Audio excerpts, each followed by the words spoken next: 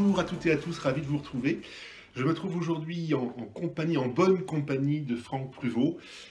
Franck Pruvot, avant de vous le présenter comme professionnel, je dois vous dire quand même que c'est un de mes meilleurs amis, sinon le meilleur. Et Franck est fondateur de Sensitive Ways, un cabinet qui s'occupe vraiment essentiellement de l'humain au cœur de l'entreprise. Absolument, bonjour Jean, ravi de vous retrouver. Oui, Sensitive Way, c'est un projet qui vise à mettre la sensibilité au cœur des processus humains, contribuer au développement de la personne dans sa vie professionnelle et personnelle, dans son travail, par la sensibilité. D'accord, donc on est vraiment au cœur de l'humain. D'emblée, Franck, qu'est-ce que tu pourrais nous dire? Quels sont les concepts que tu développes particulièrement en ce moment par rapport aux besoins d'entreprise? Alors, je développe en particulier aujourd'hui le concept de management sensible et à l'intérieur de cette idée, tout un travail sur l'écoute, la qualité relationnelle, parce que une des grandes problématiques aujourd'hui, c'est de savoir capter tous les signaux de son environnement.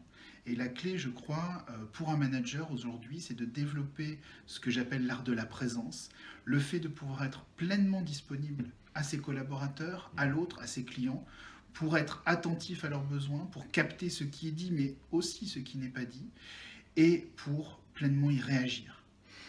L'art de la présence, donc ouais, c'est un gros programme, mais concrètement, comment ça se comment ça se fait au niveau des formations? Alors, ce qui est intéressant, c'est que l'art de la présence, c'est pas de dire être présent physiquement, hein. On a des gens qui peuvent être très présents physiquement, mais pas là dans leur tête. Ouais. L'art de la présence, c'est vraiment cette idée de se rendre disponible, de se mettre à l'écoute de l'autre et au service de l'autre, et de développer une qualité relationnelle pour que ceux qui doivent s'exprimer s'expriment.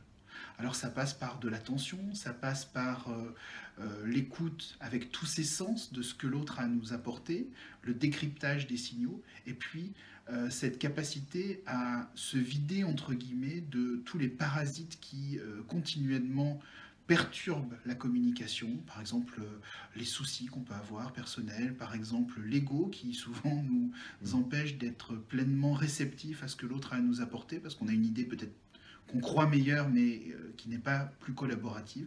Bref, comment je libère de l'espace de disponibilité, entre guillemets, pour que l'autre aussi puisse trouver sa place dans la relation et que ça fonctionne. En même temps, quand tu dis ça, j'ai envie de réagir parce que est-ce que ce message passe bien auprès des cadres, des dirigeants, lorsqu'on sait à quel point ils sont harcelés souvent?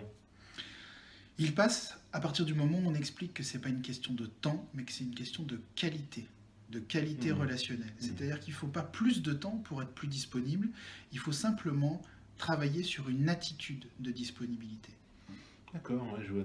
Alors justement, parce que c'était un peu le principe de ces enregistrements, est-ce que concrètement, pour cultiver cette disponibilité dans la qualité, qu'est-ce que tu pourrais nous donner comme conseil, un conseil précis, pratique? Alors très concrètement, il y a une petite chose toute simple qu'on peut mettre en œuvre dès à présent, c'est de prendre un papier, un crayon, de faire 2 colonnes.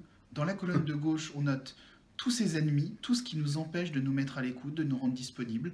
Un souci personnel, l'environnement, il fait trop froid, il fait trop chaud, ça ne m'aide pas à me concentrer. Enfin, voilà, tout ce qui nous empêche d'être pleinement à l'écoute. Et dans la colonne de droite, on note toutes les astuces, tous les trucs qu'on a trouvés déjà pour se reconcentrer, pour se rendre plus disponible, pour être plus présent à l'autre. On se rendra compte, si on fait ce travail-là, déjà qu'on a des ennemis qui ne sont pas forcément les mêmes que son voisin, mais on sait identifier ce sur quoi il faut travailler, ça c'est essentiel.